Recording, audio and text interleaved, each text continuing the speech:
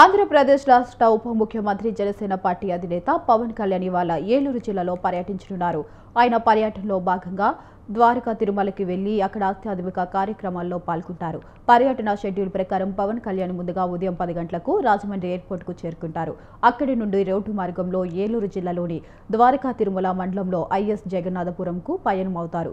పవన్ కళ్యాణ్ పర్యటన నేపథ్యంలో అధికారులు, జనసేన నాయకులు భారీ ఏర్పాట్లు చేశారు.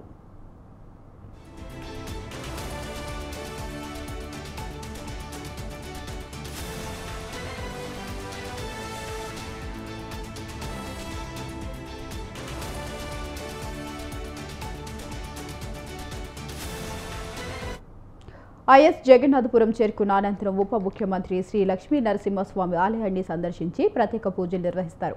స్వామివారిని దర్శించుకున్న తర్వాత ఆలయ అభివృద్ధికి సంబంధించిన పలు పనులకు శంకుస్థాపన కార్యక్రమాలు చేస్తారు. ఈ పనుల ద్వారా స్థానిక దేవాలయాల అభివృద్ధికి, ఆ ప్రాంత అత్యాధునిక వాతావరణానికి మరింత ఊతం లభిస్తుందని భక్తులు భావిస్తున్నారు.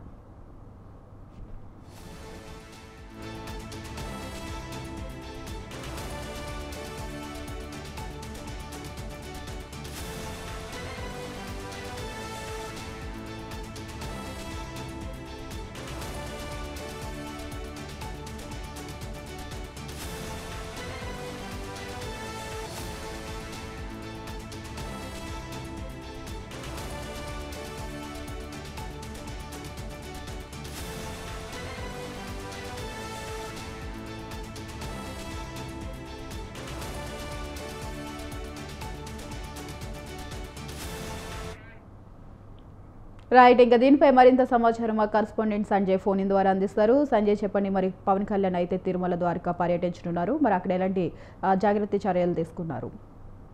Good morning Vaishali.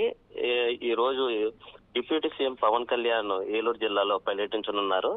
అయితే తొలిత పవన్ కళ్యాణ్ హెలిప్యాడ్ లో హెలికాప్టర్ ద్వారా డైరెక్ట్ గా అతను ద్వారకా తిరుమల మండలం చేరుకొని ఉన్నారు. అయితే అనివార్య కారణాల వల్ల ఈ ఇక్కడికి హెలికాప్టర్ లో రావడానికి కొంచెం ఇబ్బందికరంగా వాతావరణం నెలకొనడంతో ఆయన నేరుగా రాజమండ్రి విమానాశ్రయానికి చేరుకుంటారు. ఈ రోజు ఉదయం 10 గంటలకు.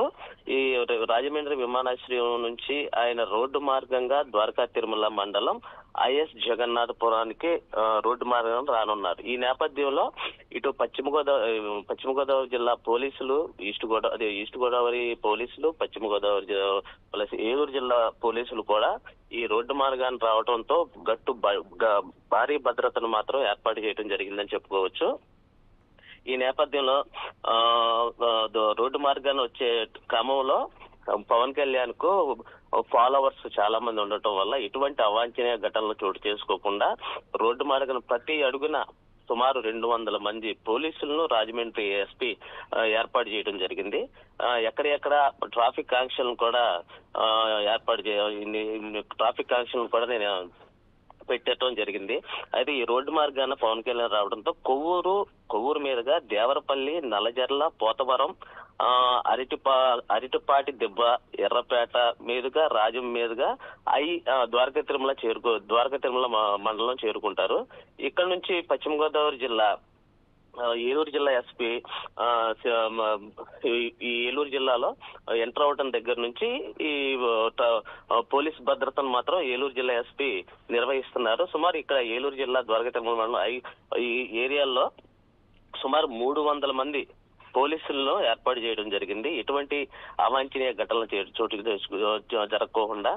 అయితే జగన్నాథపురం చేరుకున్న తర్వాత లక్ష్మీ నరసింహస్వామి ఆలయానికి పవన్ కళ్యాణ్ చేరుకుంటారు. అక్కడ ప్రత్యేక పూజలు నిర్వహించిన అనంతరం ఆలయ అధికారులు ఈ ఏర్పాట్లన్నీ పూర్తి చేయడం జరిగింది. అనంతరం ఆలయానికి సుమారు 30 ఎకరాలు భూమి పత్రాలను ఆలయ అధికారులకు పవన్ కళ్యాణ్ అందించనున్నారు. ఈ క్రమంలోనే ఆ ప్రాంతంలో దేవాలయానికి సంబంధించిన రోడ్డు మార్గం, సిమెంట్ సీసీ రోడ్ల పనులు కూడా ఆయన శంకుస్థాపన చేస్తారని చెప్పి తెలుస్తుంది. అదేవిధంగా ఆ గ్రామంలో మ్యాజిక్ డ్రైనేజ్ కూడా ఏర్పాటు చేస్తున్నారు. ఆ డ్రైనేజీ పనులు ఎంతవరకు వచ్చినాయి, ఎలా జరుగుతున్నాయి అనే దాని మీద కూడా పవన్ కళ్యాణ్ ఆ పనులను పరిశీలిస్తారని చెప్పి మనం చెప్పుకోవచ్చు. అయితే ఈ నేపథ్యంలో పవన్ కళ్యాణ్ వెంట మంత్రి నాదెండ్ల మనోహర్ కూడా ఉంటారు. అది ఈ క్రమంలోనే ఈ ద్వారక తిరుమల మండలంలో ఈ దేవాలయ పరిసర ప్రాంతాల్లో మాత్రం గట్టి భద్రతను ఏర్పాటు చేశారు పోలీసులు. ఎటువంటి అవాంఛనీయ ఘటనలు చోటు చేసుకోకుండా అన్ని జాగ్రత్తలు తీసుకున్నామని చెప్పి ఏలూరు జిల్లా ఎస్పీ ఫోన్ లో మనకు తెలియజేయడం జరిగింది. Vaishali.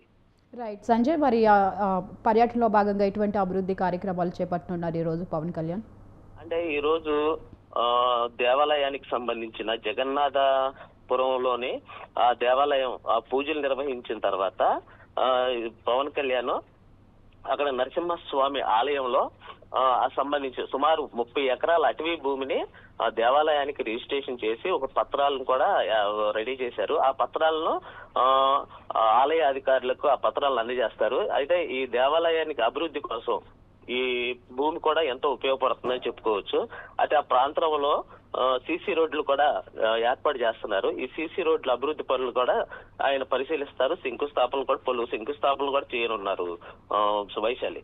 Right, thank you Sanjay, thanks for the updates.